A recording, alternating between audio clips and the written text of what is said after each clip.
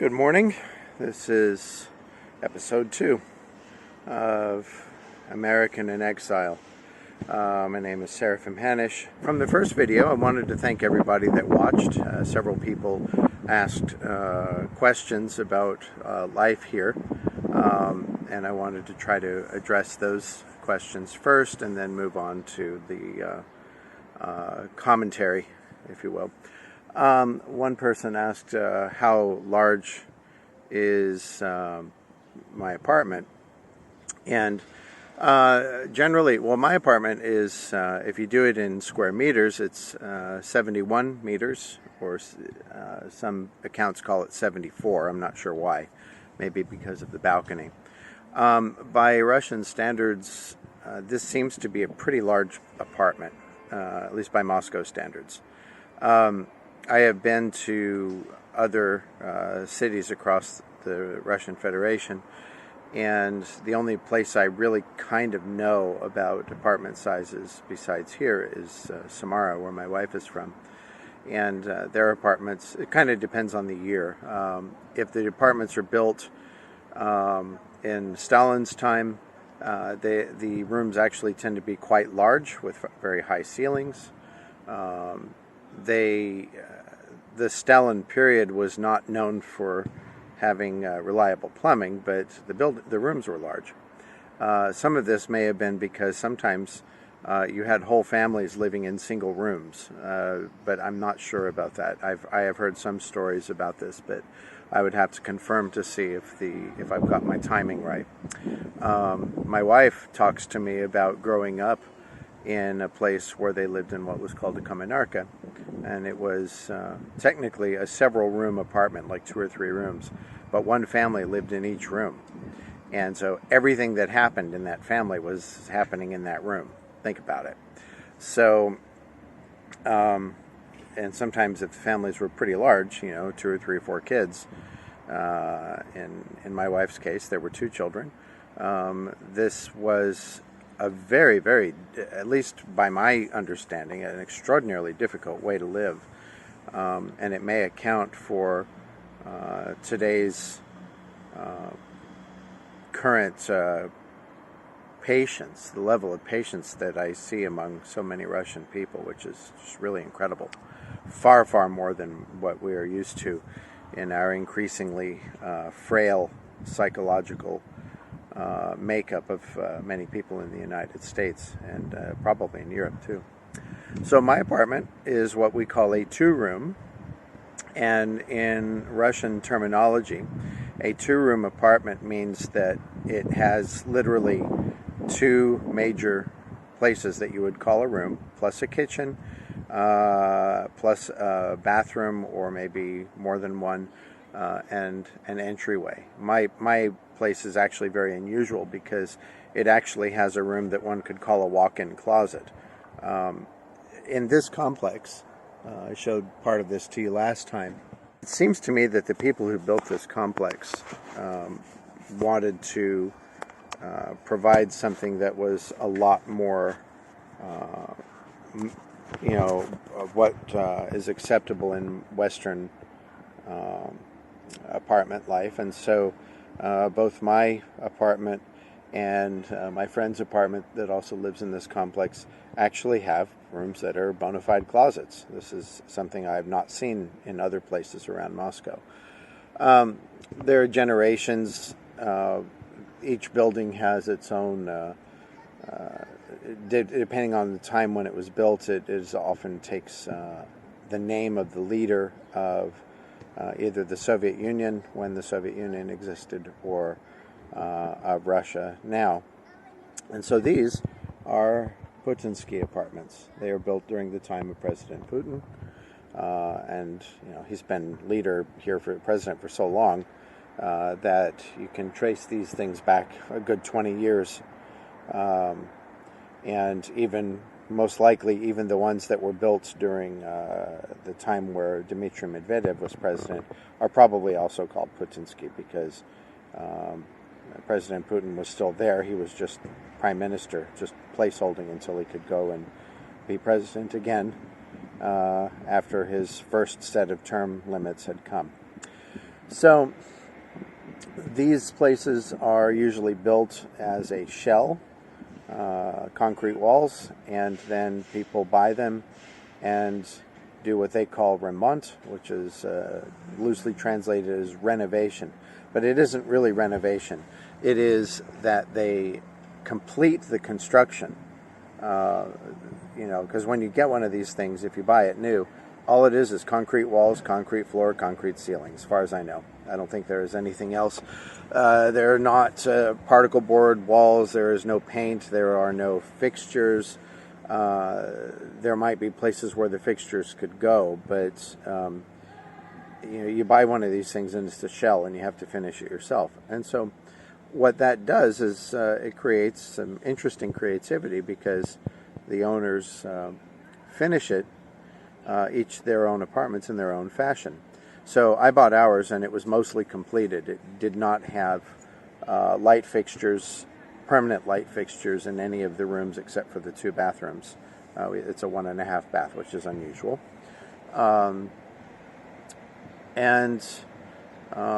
So since I have lived here, we put in 2 light fixtures, and we have 2 more to go. It's a very, very slow process because I don't make enough money to just go do everything. And also, it's what's the rush?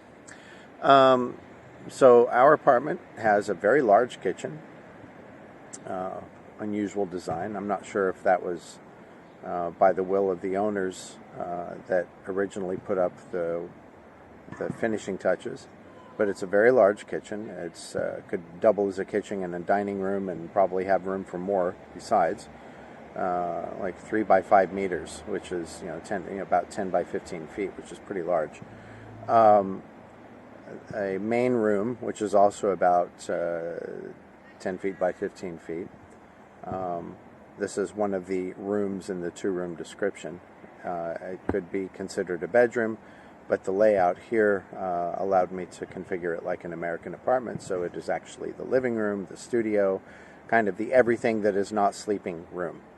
But it's very small, and so you'll see maybe in this video or in future videos I'll show it, but that's where all of my work apparatus is, and most of my studio equipment, and also where the kids play and where we kind of hang out.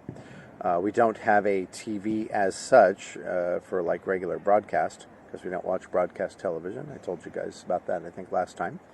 But we have a couple of very large screens that I use with my computers, and they are also used for streaming and watching movies, and we pick our own media in my house. So that's it. Then there's the entryway, which again is very large, unusually so. It's large enough to almost be a useful room by itself, but it's a little too small to put anything. I wanted to use it as an office, but it's too small to put office furniture in it. It would just conflict with itself.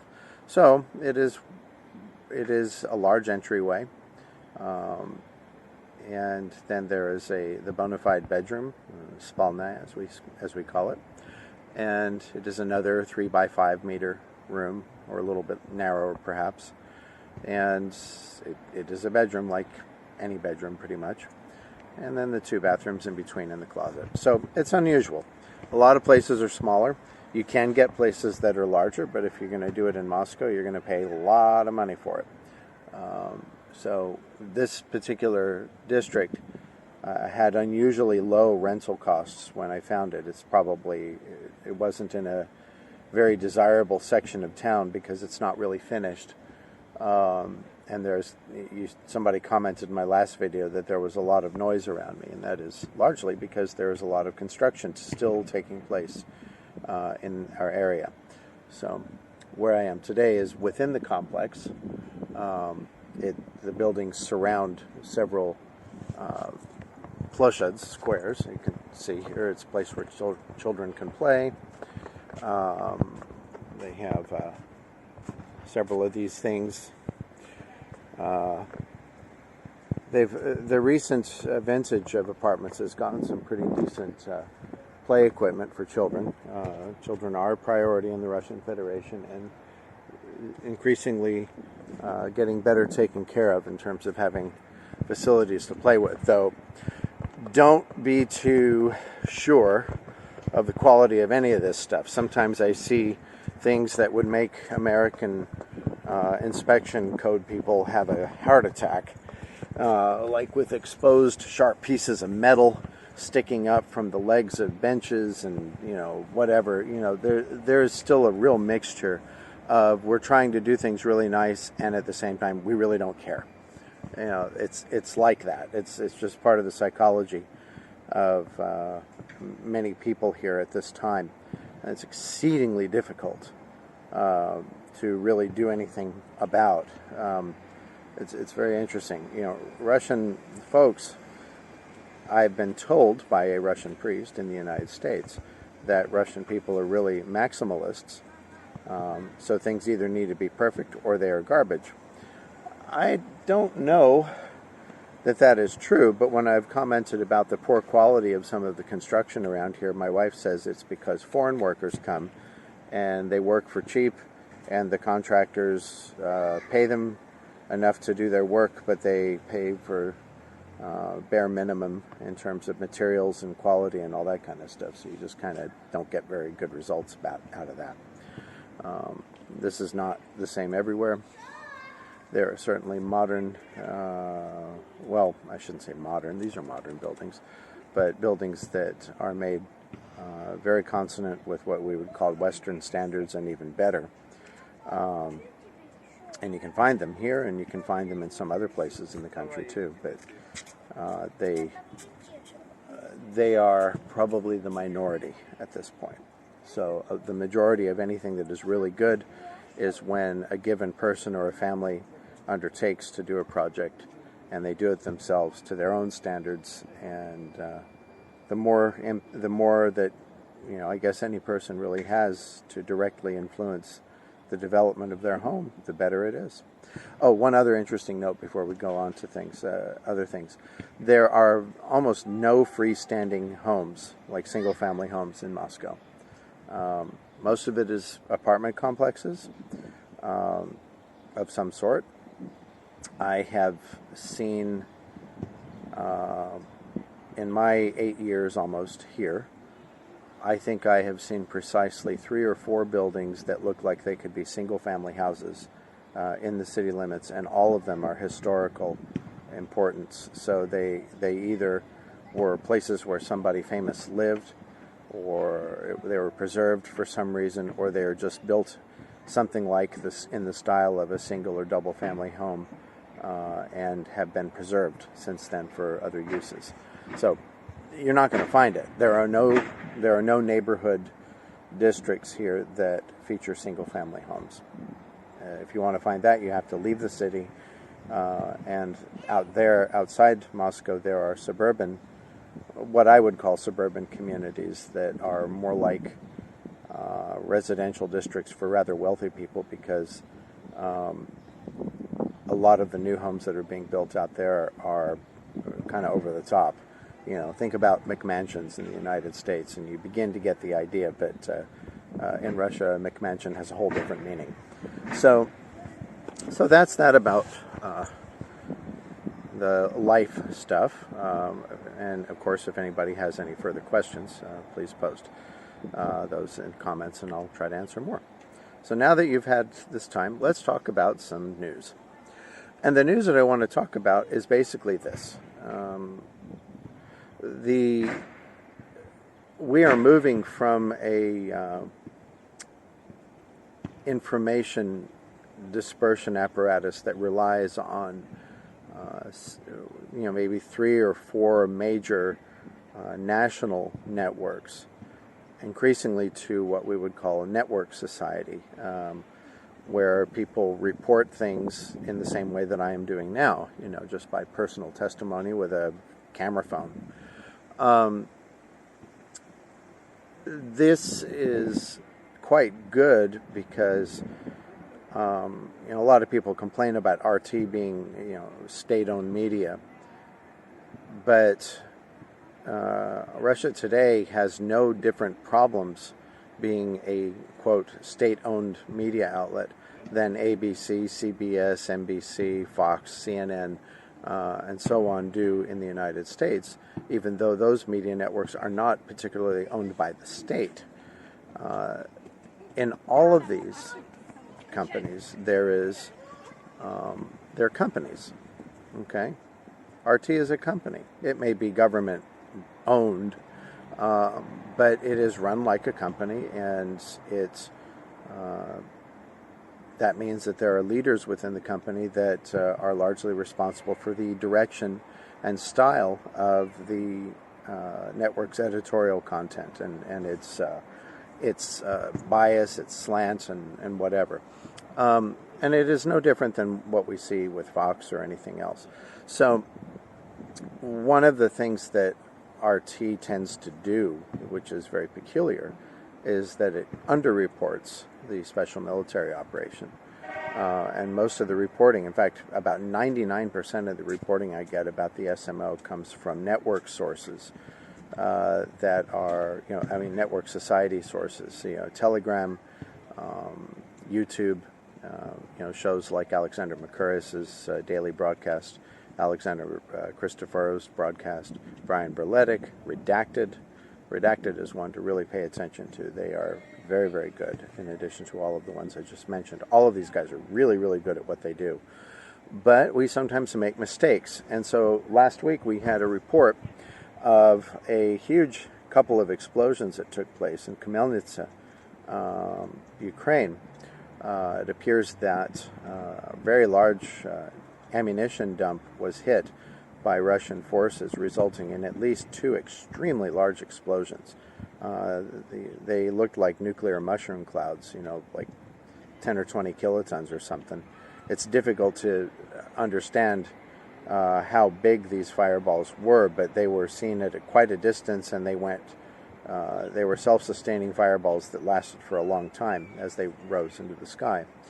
Well, a report came almost immediately after that gamma radiation had jumped rather significantly in percentage based against background levels. It had jumped by double or almost double, even though the graphs didn't appear to show that. I saw 25-30% increase, and this report went all through all of our network people. It went through Redacted, it went through Alexander Mercouris, I think it went through Christophero. I said something about it. And then I think this is one of the good things about network society news outlets, is what Alexander Mercouris did a day or two ago, where he got a piece of information from somebody who knew about this more, and noticed that the reported spike in gamma began before the dump was hit.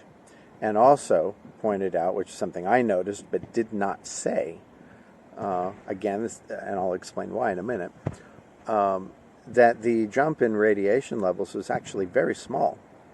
Background is rather low, and so what it was going from was very low to a slight bit less low.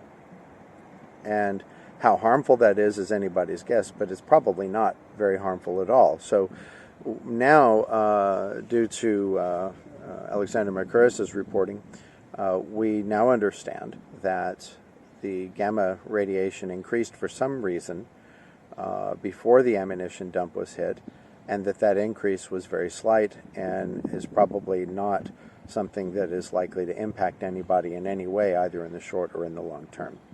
So what does this say? Well, a couple of things. One, it says that we often get it wrong. We can tell the truth about what we report and try not to slant it, but sometimes the information that we report is wrong. And one of the things that happens for a lot of us is that most of the news we report is not covered by us personally. It's covered by somebody who puts it up on the net, then somebody else picks it up and reports it, probably spins it a little bit, and so on and so on. It just spreads around until everybody gets it. And this is an interesting way of reporting news, but it's very much less organized than some actual news agency saying, hey, something is going on over here. I'm going to send reporter and camera team to go out there and watch and bring us back the news about what happens. We don't have that. And because we don't have that, we don't have a single chain of custody, if you will, about the information that is being reported. We have no way of verifying it. We have no way of...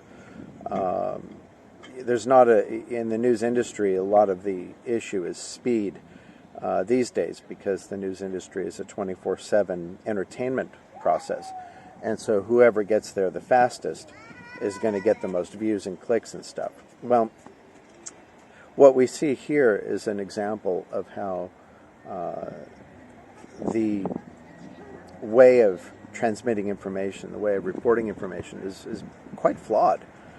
And personally, I've tried to make a decision to not chase news stories, to try to be the first on site with anything. And the reason why is because of this, in part.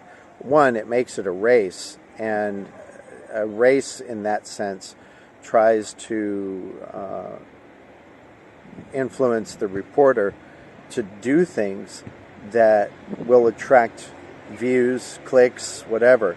And, we call that sensationalism. Taking a relatively small story and making it really, really big so that people will pay attention to it at least for long enough for them to click on a couple of things, and we can register that and transmit advertising dollars for it and so on. It's not really about the story. It's about what the story generates for us as a moneymaker, as a worker, as a, that kind of thing. I would sure like to make money off of doing stuff like this, but it's not going to happen that way. I hope not, anyway, because it isn't really fair. But it is a very popular way of disseminating information, and because it is so popular, it is very difficult not to do it, even for us, for everybody that's in the network news reporting way of doing things. So Khmelnitskiy turned out to be, what we understand is that there were a couple of very large explosions. And as a matter of fact, we can't even really say that it was a Russian strike. I think it was, because the context of the special military operation does say that, and that there are a lot of resources that show that there is such activity taking place. And it does fit the pattern. So, but you see, these are things where I'm trying to draw a conclusion based on circumstantial evidence. There is certainly a possibility that just something went very, very wrong. There is also a question that I have, when I see stuff like this. How is it that the person had his camera trained at the place just in time to see something blow up? This is one of my questions. Now, there could be very good answers. It could be very simple answers, like an air raid siren went off, it was called, the person with the camera has an idea where the ammunition dump is because they're local and they know where to watch. It's probably what it is. But sometimes I find myself asking these questions when I see stuff, because I wonder, well, especially when you see something of explosions with no land context, that you can't even see what's going on. You can't really know where it is by looking at it. You just know that there are a couple of explosions on videos, and then somebody says, well, this came from this place. So because of the nature of the special military operation, a lot of these actions are not really, they're not being publicized by the Ministry of Defense, except for when they want to. And they try to be very organized about it. And Ukraine tries to do the same thing itself.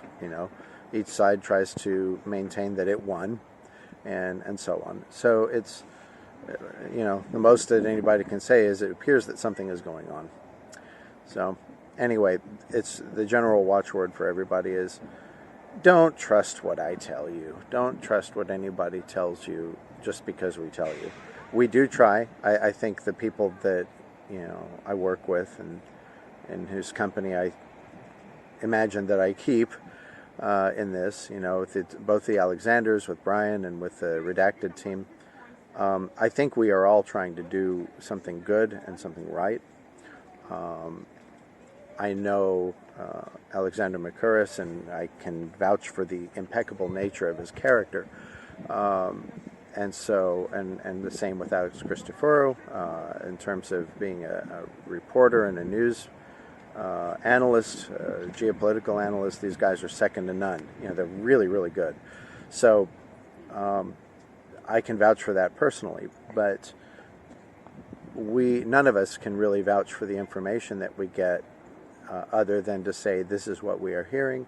We are reporting it so that you can think about it, you can analyze it further yourself. Maybe you'll come up with things to show us that it's true or that it's not. And that is a great benefit of the network society, because it's kind of like we can all learn the news together. All right, so let's move on to another thing. I've got another bit. Something peculiar. A couple of peculiar reports. Politico put up a piece, and you'll see this, a little bit of this in the screen. Politico published a report recently suggesting that the American powers that be have a plan that maybe the Ukraine-Russian conflict will be settled in the same way that the Korean conflict was settled. Or sometimes the other place like Palestine, Syria, or whatever. But Korea was the main example that I saw, where North Korea and South Korea made an agreement to quit fighting, but that the conflict would not be over. They would just stop fighting, and they would have a place called a demilitarized zone, where nobody could cross and nobody could bring arms and nobody could shoot at each other, and that would be how they resolved the war. And so that's what they did, and the DMZ and the division between these two countries persists to this day. And so somebody was trying to propose, a lot of people, in fact, in the U.S. Government elite, were trying to propose that this would be the ultimate fate between Russia and Ukraine, because in the article they say neither side is willing to admit defeat, and neither side is certainly willing to concede anything, either territory or anything else. But there was another article that appeared a couple of days earlier, and I don't know if these articles, I have to look at the timestamp to see what the relation of these two pieces are to each other. But there was an earlier piece that I saw that said that Russia and Ukraine have both agreed to allow an African delegation to try to settle the conflict. So this is very interesting.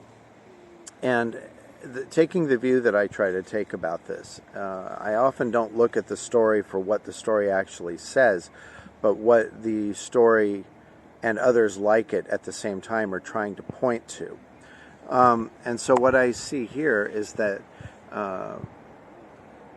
Russia's efforts towards a multipolar world continue apace, because the United States used to be the big mediator in conflicts, at least from the end of World War II up until now.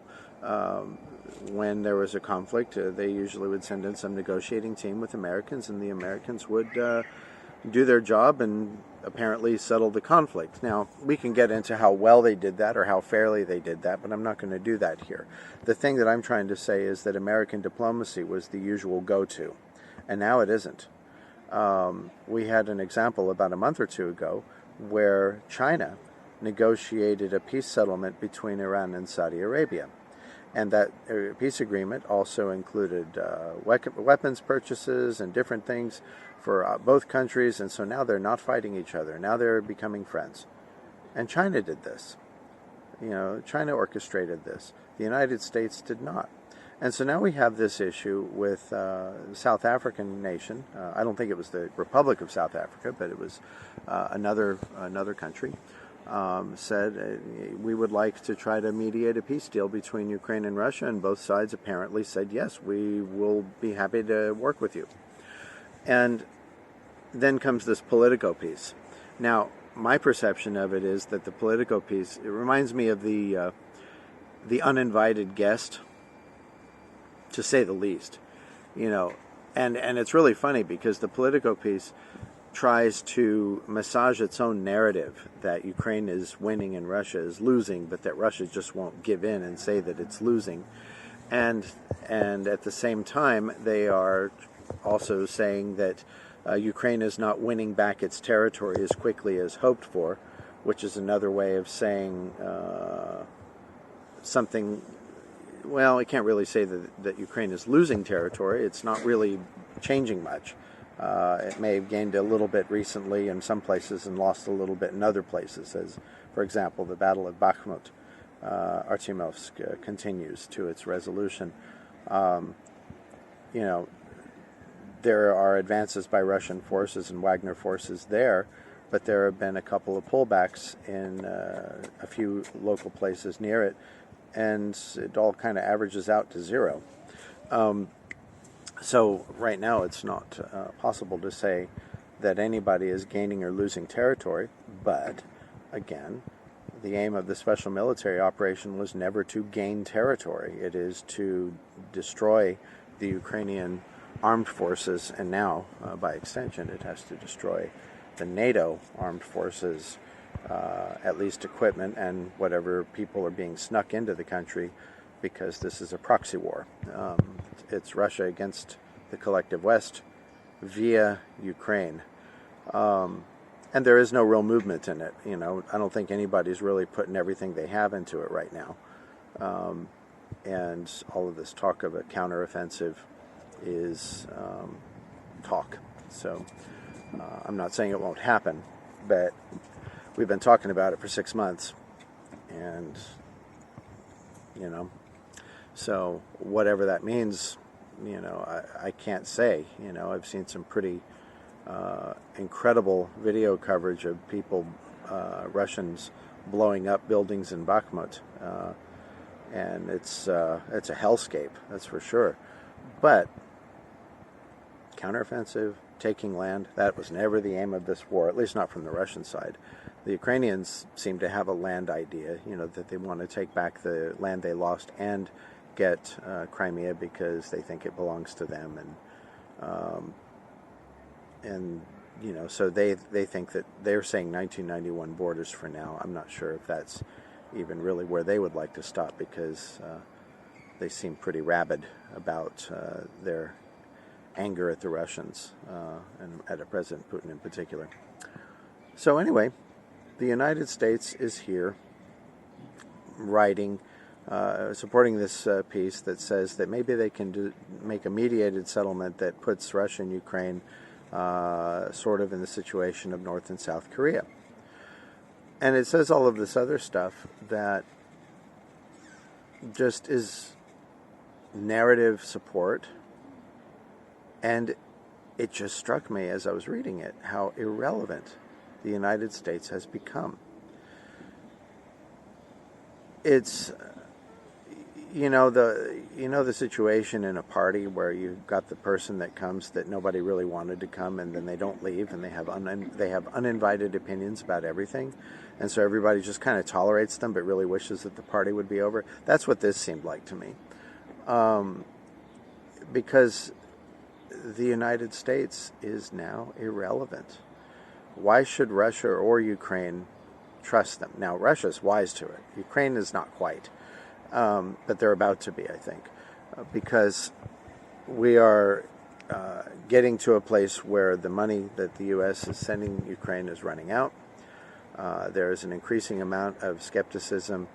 The American people's voice is getting stronger about expressing this skepticism, and some of the political representation that we have is beginning to get louder and louder about this, that this should stop. It's not saying, I'm not saying that it's going to result in the United States stopping. It's just as likely that Biden will he'll find a way to send more stuff over there, but it's not something, there's no evolution of opinion towards supporting the war among the American people. And what there does seem to be is an increasing increasingly visible split between the opinions of the American people and their, shall we laughingly call it, elected officials. You know, the people that think they know better than anybody else what to do and that war is a good idea. You know, call it a neocon or a neo-lib, whatever you want to call it. It is people that are just radically selfish and do not care that their decisions are causing thousands and thousands of people to die. That was the value in President Trump's statement the other day on the CNN town hall. I want people to stop dying. You know, that's what a lot of people feel. I'll bet you that's what the majority of Americans feel, except for those people that are too drug-addled to do anything but sit in front of their MSNBC sets. So, going on a long time. Anyway, the notion that the U.S. is no longer wanted is very interesting to observe, because it's true. Russia has no comments. The Politico article mentions that. They reached out to the Russian consulate in the United States and got no answer. And I don't think they're going to get an answer. And the reason why is because the Russians have had it with the American power elite. For them, we have lied too many times and are irrelevant. And, you know, that's a big thing. When the United States becomes irrelevant in world affairs, that's the ball game. And that appears to be taking shape. And it's a good thing. It's actually a very good thing for the United States, even though the elites and the media will never let you see that, except for people like Tucker Carlson. But look what happened to him. So, it's not that the United States is bad. It's not that I'm even against the United States as a country. I'm an American. I love my country. But what I've done and what many other people have done, knowingly or unknowingly, and I think mostly unknowingly, is that we have quietly and slowly given up our constitutional role in our country's direction, and decided that instead of working for it ourselves and putting people in Congress and electing presidents that represent our interests, we are increasingly turning to trust people to take care of our problems as though they know what they are. And this is a recipe for disaster. You know, the U.S. is a representative republic, but this is not representation. This is a rule by the elite. And some of these guys that we have in Congress are good, but most of them seem to be concerned only with themselves. And I can't help but see what looks to me like a whole lot of showboating when I watch the Forbes pieces of mostly Senate Senate committees and everything. You know, like they interview people that Biden nominates to this post or that post. But the question is, okay, you interviewed these people and they come up far short. They're stupid. They're uneducated. And they don't know what's going on. So what is the outcome of all this grilling interview? Did you approve these people? And the answer is probably yes, including by the people that grilled them that we watch with glee on Forbes and say, yeah, this person's really getting it from, you know, Senator John Kennedy or Senator whatever. And then they still approve him anyway, probably. You know, I'm going to have to track that and see if that is true, but that seems to be the case.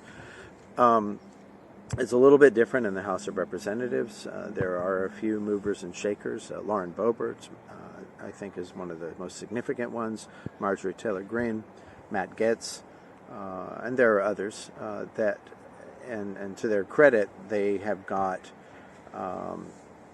the Speaker McCarthy doing what they want him to do with much more alignment than has happened in the past. But, you know, again, what are we seeing? You know, are we really seeing anything that changes anything?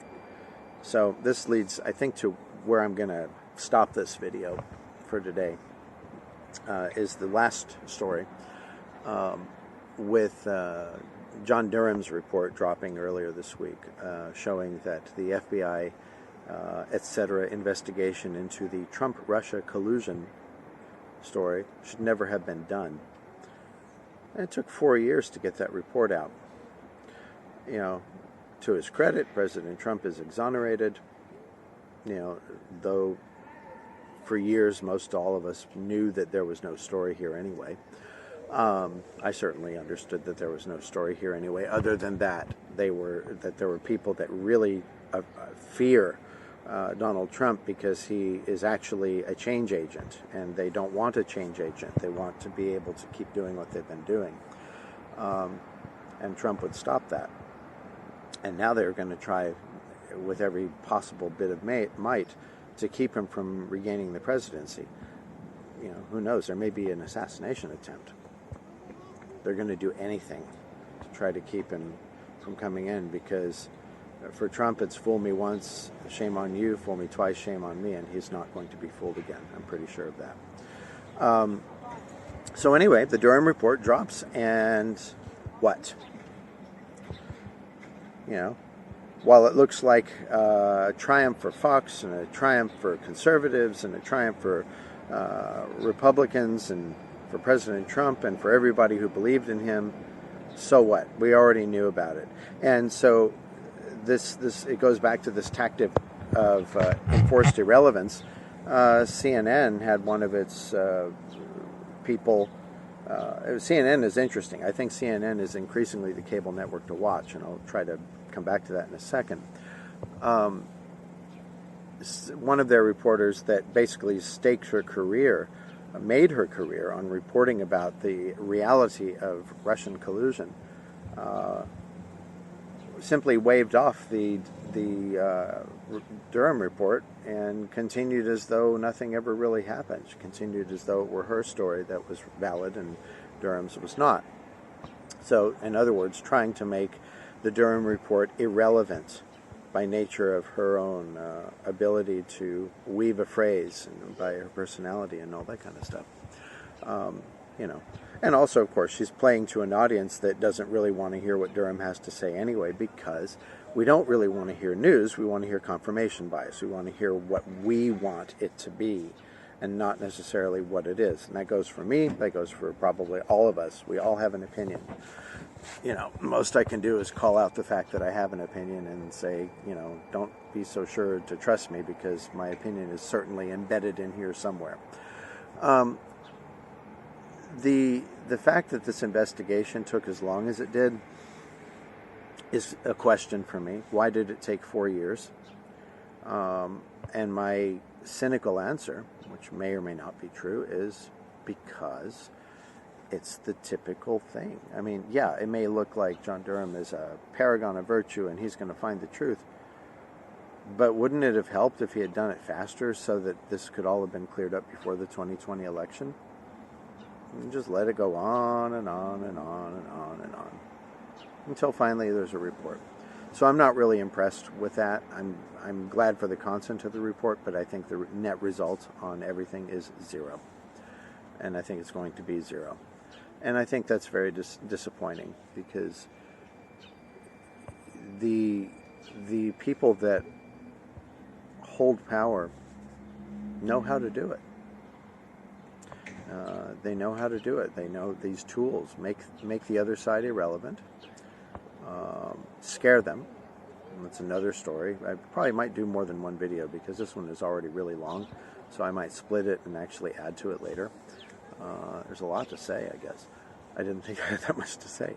But they know how to manage opinion in at least the amount necessary to stay in power. And my question has been on social media, here it is, guys. Okay, so here are the things. What are we going to do about it? And it's very interesting, because some of the responses, there was one thread in YouTube today that somebody was saying, somebody said, we elected these people, and look what we have done. And there were a chorus of responses. No, we didn't do it. We didn't do it. I didn't elect these people. I didn't elect these people. And I said, you know what? I did. I may not have known it, but I certainly did. I had the wrong mentality. I looked at choosing a person to take care of me. And I chose people like George W. Bush. I chose people like, Donald Trump. I chose people with the idea that they will fix the problem, not me. And I think it's gone beyond electing people to Washington to fix any problems. I really do. I think it's,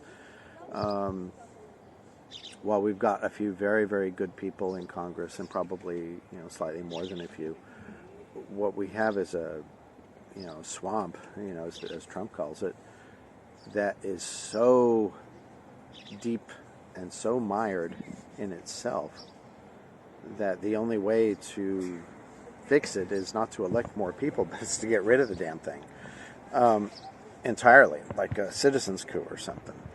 And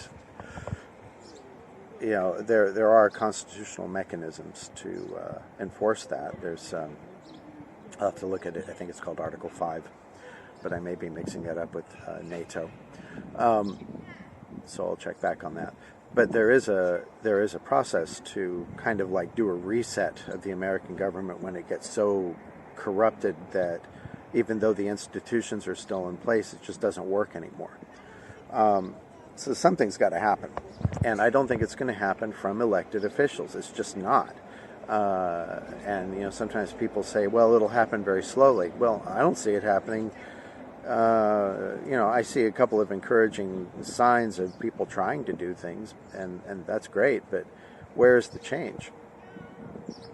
Where is getting things fixed in a way that I think a whole lot of us understand things need to be fixed? Why are we sitting around not doing anything? And I think the answer is, for me, part of it is because I am in Russia, and right now I can't even leave Russia.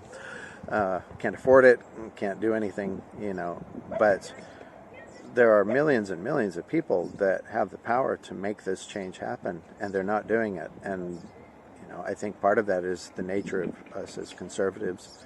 We would rather do anything else other than be direct in our action, because that can be very scary.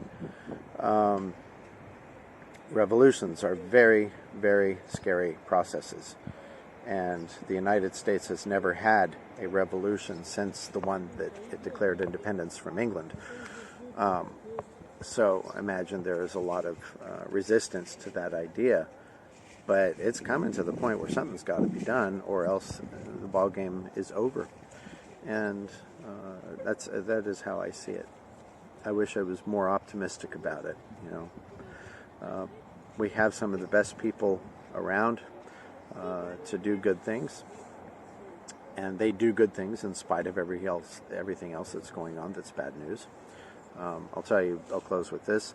One of the things that I personally enjoy the most watching in the United States is Elon Musk and SpaceX and the overall space program. Whenever I want to look at something that's good that's happening in the United States, I look at these sites like Everyday Astronaut, SpaceX, and Marcus House and some of these other guys, because that area of life is, we're doing some really neat things. So it shows that it can be done. And it's nice to see that progress continues, no matter who is in Congress or who is in the White House, that is still going on. And thank God we've got, I know a lot of people will say, how can you say thank God about Elon Musk? He's a transhumanist. Well, everybody's story is a work in progress. And as the Lord said, he who is not against us is on our side. And Elon Musk has demonstrated an astonishing willingness to learn what reality is. I think that is one of his best qualities. So maybe in time we might see that transhumanist stuff replaced with something like Christianity. You never know, and he doesn't know. But these people that are not afraid to think about new ideas, to challenge old ideas openly, immediately, quickly, fully, instead of being political about it. This is, Elon is very good at that, and some of the other leaders in the space program seem to be doing that too. So there is hope in strange places. And I think at this point I will end my broadcast here. So I ask you again, actually I should say, I thank you again for watching, especially if you've watched as far as this video is ultimately going to be. If you like it, please put a like, subscribe, tell other people about this. Maybe we can get a bit more viewership this time. That'd be nice if it spreads. We're still kind of trying this out. And I hope to refine the format in future videos and maybe make it a little bit tighter and a little more punchy. But until then, I am the American in Exile, Seraphim Henish, with the Duran as well. And I wish you all a very good week, and I will see you next week. Take care.